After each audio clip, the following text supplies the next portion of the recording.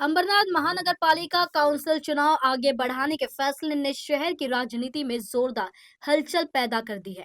इस निर्णय का तीखा विरोध करते हुए शिव सैनिकों ने आज चुनाव अधिकारी के कार्यालय में घुसकर जोरदार प्रदर्शन किया। प्रदर्शन के दौरान शिव सैनिकों ने चुनाव आयोग के खिलाफ नारे लगाए। इस दौरान लोकतंत्र का गला घोटने वाले चुनाव आयोग की निंदा करो और तुरंत चुनाव घोषित करो जैसे नारों से परिसर गूंज उठा।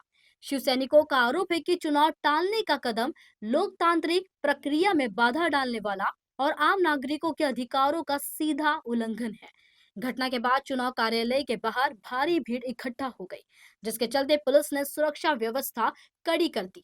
तनावपूर्ण माहौल के बीच प्रशासन ने स्थिति को नियंत्रण में होने की जानकारी दी है। पुरस्कार घेतला आणि पूर्ण अंबरनाथच्या जनतेला लोकशाहीचा गळा घातला तुम्ही लोकांनी। एवढं दिसतंय, सरळ सरळ तुम्हाला दिसतंय।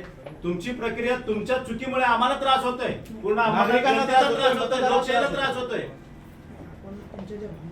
तुम्ही रात्री 10 वाजता प्रेस नोट काढताय, चोरी करताय का तुम्ही सकाळीच करायला पाहिजे होतं।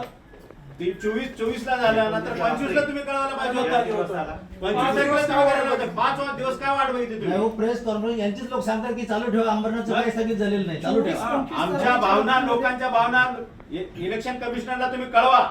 ही चुकीची बाब केल्या पूर्ण महाराष्ट्रामध्ये दाखवण्यासाठी पूर्ण अंबरनाथकरच्या जनतेचे आणि अंबरनाथकरांचे जे आमची जी लोकशाही आहे ती तर गळा घातली आहे।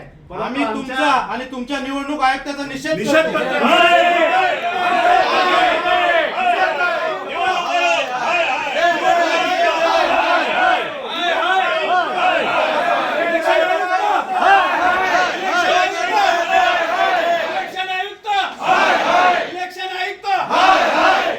लोकशाहीचा